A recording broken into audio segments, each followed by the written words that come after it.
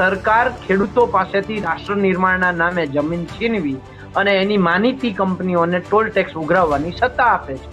પણ એ જ રાષ્ટ્રહિતની જમીન ઉપરથી તમે ને હું કે ખેડૂત નીકળે તો સરકાર એમાં ધંધો કરીને પૈસા કમાઈ લે છે.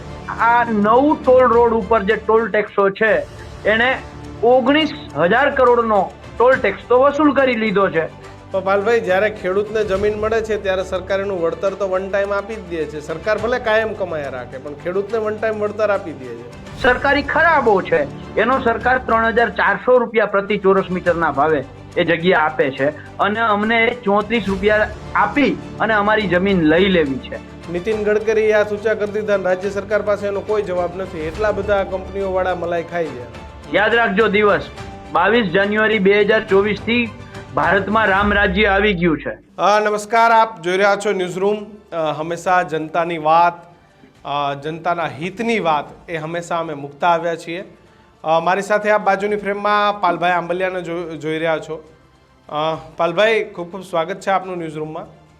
આજે એક પત્ર લખ્યો છે, એ વાત મને થોડી ગમી એટલે મેં કીધું લાવો તમારી યારે ચર્ચા કરીએ કે ખેડૂતોની જમીન એ રાષ્ટ્રહિતમાં લેવાઈ જાય પણ એ જ રાષ્ટ્રહિતની જમીન ઉપરથી તમે ને હું કે ખેડૂત નીકળે તો સરકાર એમાં ધંધો કરીને પૈસા કમાઈ લે છે. એટલે આ મુદ્દે ચર્ચા કરવી છે. પાલભાઈ, શું પહેલા તો પત્ર શું લખ્યો છે તમે રાજ્ય સરકારને? કિશન, અમારે દ્વારકાથી એક ભારતમાલા પ્રોજેક્ટ અંતર્ગત આમ સોમનાથ થઈ પોરબંદર, દ્વારકાથી જામનગર થઈ અને બનાસકાંઠા થઈને એક ભારતમાલા પ્રોજેક્ટ જે છે એ અંતર્ગત અમારે મારી ખુદની જમીન પણ એમાં ગઈ છે ભારતમાલા પ્રોજેક્ટમાં. અમને શરૂઆતમાં પ્રતિ ચોરસ મીટરના 18 રૂપિયા અને વીઘાના 1.5 લાખ રૂપિયા ભાવ મળતો હતો. એની સામે અમે ખૂબ લડ્યા, ત્યારે 12-15 લાખ રૂપિયા ખેડૂતોને પ્રતિ વીઘાના મળ્યા, જ્યારે 30-35 લાખ રૂપિયા હાલે છે. પણ એના માટે અમારે કોર્ટ કચેરી કેટલું બધું લડવું પડ્યું, આંદોલનો કરવા પડ્યા, પણ ત્યારે 1.5 લાખેથી 12 લાખે પહોંચ્યા. હવે જોયા જેવું એ છે કે જ્યારે આ બાબતને લઈને લડાઈ કરી તો દરેક દલીલમાં એ વાત હતી કે ભાઈ આ રોડ છે તો રાષ્ટ્ર નિર્માણનું કામ છે, આ રાષ્ટ્રના વિકાસનું કામ છે અને વિકાસના કામમાં અવરોધ ન કરાય એમ. હવે જોયા જેવું એ છે કે જો રોડ બનાવે છે એ રાષ્ટ્ર વિકાસના નામે હોય, રાષ્ટ્રના નિર્માણ માટે હોય તો અમે વાંધો નથી. પણ દુઃખ સાથે કહેવું પડે છે કે હમણાં છેલ્લા અઠવાડિયાની અંદર જાહેર માધ્યમોમાં જે આંકડાઓ રજૂ થયા, ગુજરાતના 9 ટોલ ટેક્સ એટલે જે છે એના જ આંકડાઓ આવ્યા છે. હજી તો એ 9 ટોલ રોડ બનાવવા માટે, જેના ઉપર ટોલ ટેક્સ છે, એ ટોલ રોડ બનાવવા માટે સરકારે ટોટલ ખર્ચો જે છે એ 11,000 કરોડની આસપાસનો સમથિંગ ખર્ચ કર્યો છે. હવે 11,000 કરોડના ખર્ચ સામે અત્યાર સુધીમાં આ 9 ટોલ રોડ ઉપર જે ટોલ ટેક્સો છે એને 19,000 કરોડનો ટોલ ટેક્સ તો વસૂલ કરી લીધો છે અને અત્યારે રોજે રોજ 100, 150, 200 કરોડ રૂપિયા રોજે રોજ વસૂલ કરે છે.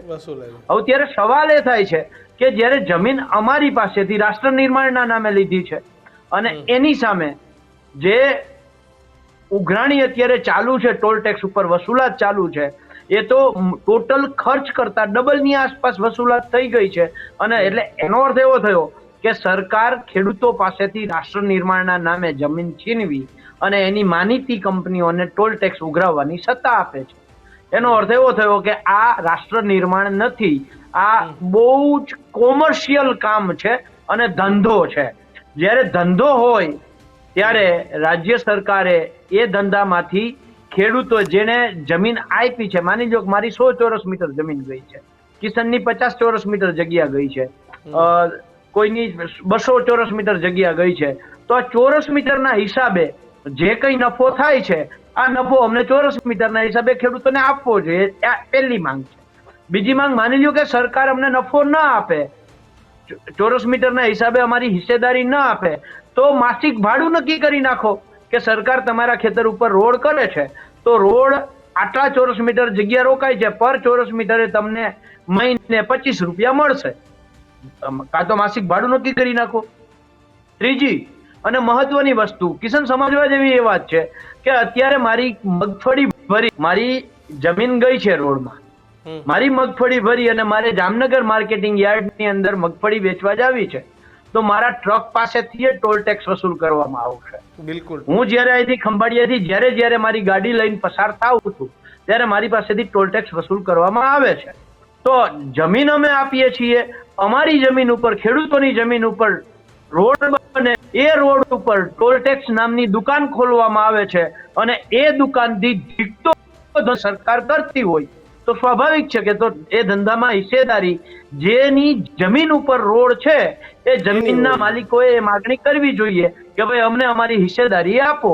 તો એ માંગ કરતો પત્ર આજે મુખ્યમંત્રીશ્રીના લખ્યો છે.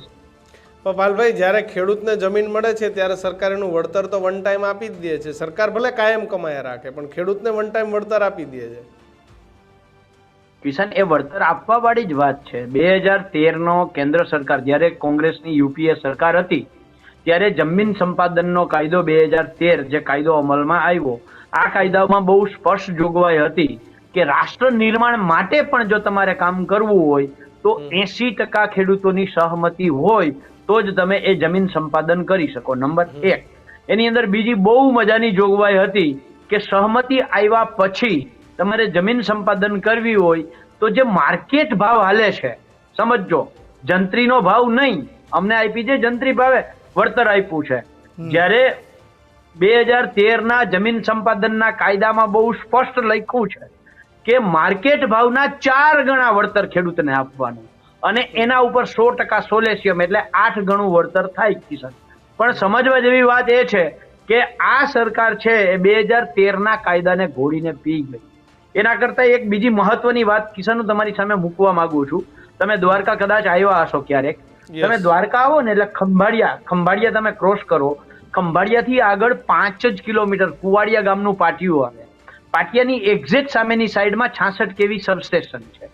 આ 66 kV સબસ્ટેશન ની જગ્યા જે છે, 66 kV સબસ્ટેશન એ સરકારનું છે. એની પેલા જે જગ્યા હતી એ જગ્યા પણ સરકારની હતી. પેલા મહેસૂલ વિભાગ પાસે હતી, હવે અત્યારે જેટકો પાસે આવી છે.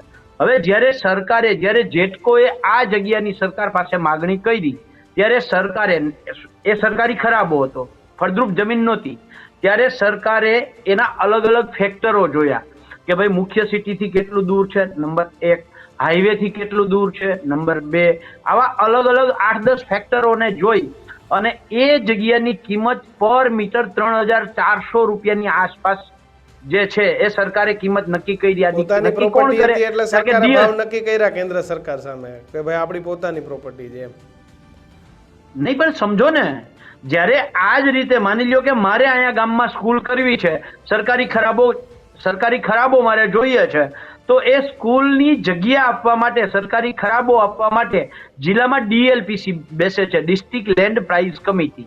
આ લેન્ડ પ્રાઇસ કમિટી છે એ મેં આખા દ્વારકા જિલ્લાના 188 દસ્તાવેજ કાઢ્યા. સમજો, આ 188 દસ્તાવેજની સરેરાશ જ્યાં નેશનલ હાઈવે ટચ જગ્યા છે એમાં સરેરાશ 8000 પ્રતિ ચોરસ મીટરના ભાવે સરકારે જમીન આપી છે. એ જ રીતે અંતરિયાળ ગામડા, દાખલા તરીકે અમારું ગુરગઢ છે તો અંતરિયાળ ગામડું કહેવાય. એનાથી આગળ જઈએ ચુડેશ્વર છે તો અંતરિયાળ ગામડું કહેવાય. હવે ચુડેશ્વરની અંદર જે જગ્યા આપી છે સરકારે, એ ત્યાં સરકારે 500 રૂપિયા સરેરાશ 500 રૂપિયાની આસપાસ પ્રતિ ચોરસના ભાવે આપી છે. હવે સરકાર અંતરિયાળ જગ્યા જ્યાં છે, પોતાનો ખરાબો છે, એ ફળદ્રુપ જમીન નથી, ખેતી થતી નથી, એવી અંતરિયાળ જગ્યાની કિંમત જ્યારે સરકાર બીજી કોઈ વ્યક્તિને સરકારી જમીન આપવાની થાય ત્યારે એની કિંમત આટલી ઊંચી હોય છે. હવે આ મૂળ વાત ઉપર આવું, કુવાડિયાની બાજુમાં 66 kV સબસ્ટેશન છે, આ નેશનલ હાઈવે છે, એની બાજુમાં એક ખેતર છે અને ત્યાર પછી જેટકોનું સબસ્ટેશન છે. આ બંનેની વચ્ચે જે ખેતર છે એ ખેતરની સરકારે જ્યારે આમાં રોડ માટે જમીન લેવાનું નક્કી કર્યું ત્યારે 34 રૂપિયા પર મીટર આપ્યા અમને. તમે સમજો તફાવત.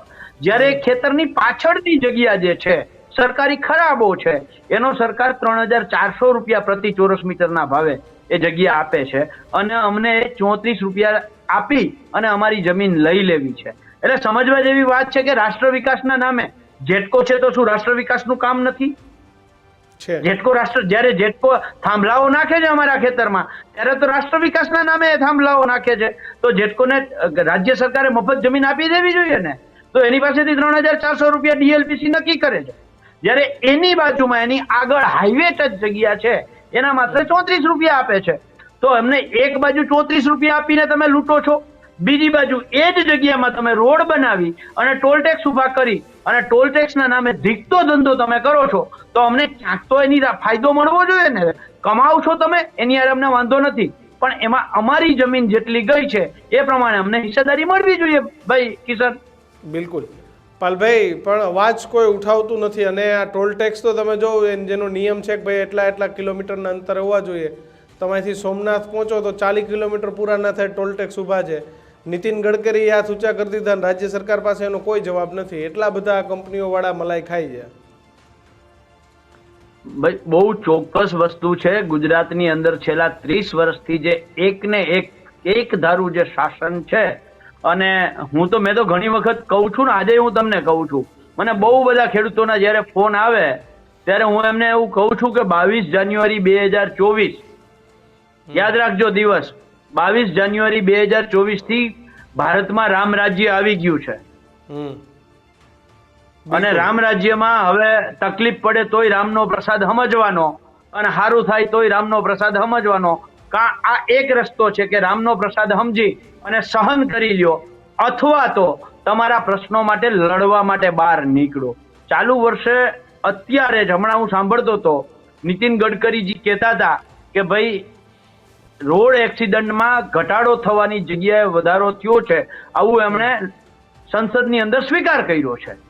હવે એ શું કામ થયું છે એ હું પાછું ફરીથી અમારા જ રોડનું જે આ ભારતમાલા પ્રોજેક્ટ રોડ બન્યો એના જ માધ્યમથી ઉદાહરણ આપવા માંગુ છું કે સરકારે એ રોડની મૂળ ડિઝાઇન જે છે નેશનલ હાઈવેની 45 મીટરની ડિઝાઇન જે હતી એ અમુક જગ્યાએ 45 મીટરની ડિઝાઇનનો રોડ કર્યો છે, અમુક જગ્યાએ 30 મીટરની ડિઝાઇનમાં રોડ કર્યો છે. તમે સમજો કે 45 મીટરની જે ડિઝાઇનમાં રોડ થાય એ પોળો થાય, એના માટે સાઈડ પાટલી જે હોય એ સાઈડ પાટલીની વ્યવસ્થા રીએ, ત્યાર પછી 3.5 કે 4 મીટર યુટિલિટી માટેની જગ્યા રીએ.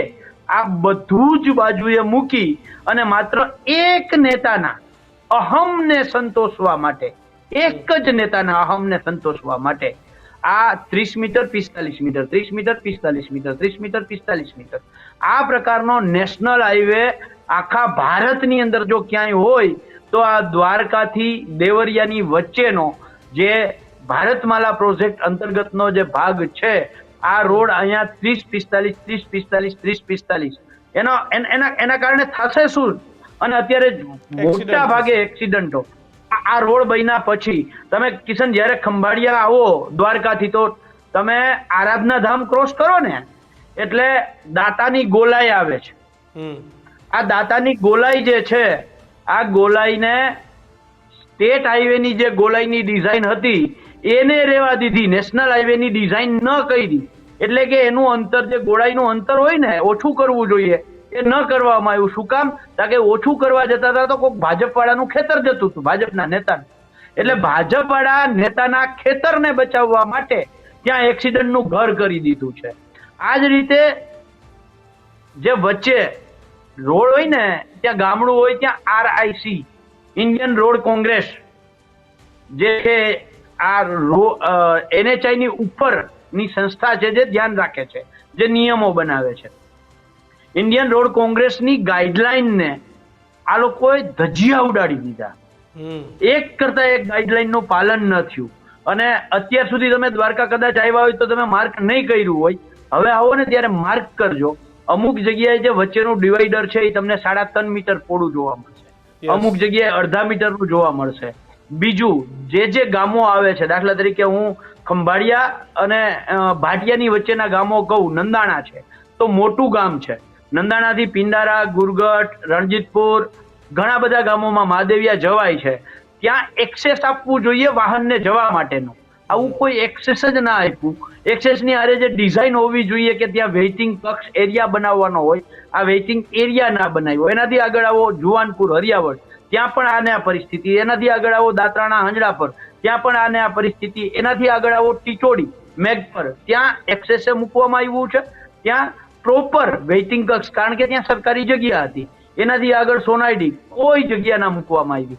એનાથી આગળ આવે બઈનું પાટિયું, બયનું પાટિયું તો સ્ટેટ હાઈવે ને નેશનલ હાઈવે મળે છે, ત્યાં પણ કોઈ આવી જગ્યા મૂકવામાં ન આવી. એનાથી આગળ વડોદરા, ત્યાં પણ જગ્યા મૂકવામાં ન આવી. હંસતલ મૂકવામાં આવી છે, તમને જાણીને આશ્ચર્ય થશે. જ્યાં પોરબંદર હાઈવે પોરબંદર થી આવે છે અને નેશનલ હાઈવે ને ટચ થાય છે, ત્યાં ન તો અંડરબ્રિજ કે ઓવરબ્રિજ મૂકવામાં આવ્યું, ન ત્યાં સર્કલ મૂકવામાં આવ્યું, માત્ર સીધું ટી આકારે જોડી દેવામાં આવ્યું છે, એટલે એક્સિડન્ટનું ઘર કરી દીધું. એટલે મહત્વની વસ્તુ એ છે કે તમારા નેતાઓના ખેતરો બચાવવા માટે તમે ડિઝાઇન હારે છેડછાડ કરી શકો તો ગડકરીજી એક્સિડન્ટ વધે જ, ઘટે નહીં. પાલભાઈ, આશા છે કે ન્યાય મળે, કારણ કે અહીંયા તો એકવાર હાઈવે બની ગયો પછી ટોલ ઉઘરાવા સિવાયનું કોઈ કામ થતું નથી ને કોઈ બાપોએ સાંભળતો નથી. તમે જે કરવું એ કરો. કોઈ આશા છે કિશન, તમારો આની પહેલાનો એક મામલે? હા કિશન, આપનો આની પહેલા પણ એક પ્રશ્ન હતો કે શું કહેવાય 30 મીટર ને 40 કિલોમીટરના અંતરે ટોલ ટેક્સ ઉભા કરી દીધા છે. કિશન, સવાલ એ જ છે, અત્યારે એના કરતા મોટી વાત તમને કરું છું. તમે રાજકોટ થી અત્યારે જુનાગઢ જાઓ, રાજકોટ થી જુનાગઢ, અને ત્યાં અત્યારે રોડનું કામ ચાલુ છે, કોઈ કાળે ટોલ ટેક્સ ઉઘરાવી શકાય જ નહીં. તોય ઉઘરાવે છે. જેતપુર પાસે આખું કામ ચાલુ છે. હા, જે પ્રમાણે તમે ટોલના પૈસા ચૂકવો છો એ પ્રમાણે રોડ તમારો હોવો જોઈએ. એ પ્રમાણે રોડ નથી, કોઈ કાળે ટોલ ટેક્સ ઉઘરાવી શકાય જ નહીં. પણ તેમ છતાંય બંને ટોલ ટેક્સ ઉપર તમે જો બેફામ ટોલ ઉઘરાવાય છે. એના જે નિયમો છે કે ટોલ ટેક્સ થી આગળ શું કહેવાય 100 મીટર પીડી પટ્ટી કરવી જોઈએ, ક્યાંય જોવા ના મળે. જ્યારે તમે પોતે જે એનું ઓલું બેરિકેડ હોય અને ત્યાં પહોંચી ગયા અને એના મશીનમાં ખરાબી હોય અને 10 સેકન્ડ થી વધારે જો તમને વાર લાગે તો એ ટોલ તમારો ઉઘરાવી શકે નહીં. તમે રોમાં ઊભા છો અને તમારા 6 વાહનથી વધારે વાહનો હોય તો તમે ટોલ ઉઘરાવી શકો નહીં. આવું હમણાં જ એક હું ડિબેટની અંદર સાંભળતો હતો. જો આ નિયમો હોય તો આ નિયમો તો કોઈ પાલન કરતું નથી, એક પણ ટોલ ટેક્સ વાળો પાલન કરતો નથી. અને જ્યાં સુધી મને માહિતી છે ત્યાં સુધી જે તે જિલ્લાની અંદર જે ટોલ ટેક્સ હોય કિશન, એ ટોલ ટેક્સ ની અંદર કોમર્શિયલ વ્હીકલ જેટલા પણ હોય ટેક્સી પાસિંગ વાળા, એ લોકોને 50% જ ટોલ ટેક્સ આપવાનો હોય છે. જે તે જિલ્લાનો, માની લો કે દ્વારકા જિલ્લાની અંદર 2 ટોલ ટેક્સ છે, તો જે 37 ના કોમર્શિયલ વ્હીકલ જેટલા હોય એ કોમર્શિયલ વ્હીકલે માત્ર 50% જ ટોલ ટેક્સ આપવાનો હોય. આવી મારા ક્યાંક ધ્યાનમાં અથવા તો મને વાંચવામાં ક્યાંક આવ્યું હતું. તો એનું તો ક્યાંય પાલન થતું જ નથી. પછી એના 10 કિલોમીટરના રેડિયસની અંદર જેટલા ગામો આવતા હોય એ ગામોને પાસ આપવાનો હોય છે. આનો બહુ મહદ અંશે ઉપયોગ થાય છે. જે લડાયક લોકો છે, માથાકૂટ કરવા વાળા લોકો છે, એ લોકો પાસ કઢાવી શકે છે, બાકી સામાન્ય માણસોને પાસ મળતા જ નથી. હા, એટલે ટોલ ટેક્સ છે. છેલ્લે મારી મૂળ વાત એ છે, અને સરકારને કાગળ લખવાનો જે આશય છે એ છે કે સરકાર અમારી જમીન ઉપર રોડ બનાવી એમાં ટોલ ટેક્સ નામની દુકાન ખોલી અને ધીકતો ધંધો, અબજો કરોડો ખરવો નિખરવોનો ધંધો સરકાર કરતી હોય તો સરકારે એમાં જે ખેડૂતોની જમીન છે એ ખેડૂતોને એમાં હિસ્સેદારી આપવી જોઈએ. બિલકુલ પાલભાઈ, જો આ હિસ્સેદારી મળી જાય તો ખેડૂત બિચારો સુખી થઈ જાય. આશા રાખીએ કે આવી હિસ્સેદારી મળે તો ખેડૂતો રસ્તા પણ જલ્દી બનવા દે કે ભાઈ હાલો મારો ધંધો ચાલુ થાય સરકાર ભેગો. 100%. આપ જોડાયા બદલ પાલભાઈ આપનો ખૂબ ખૂબ આભાર.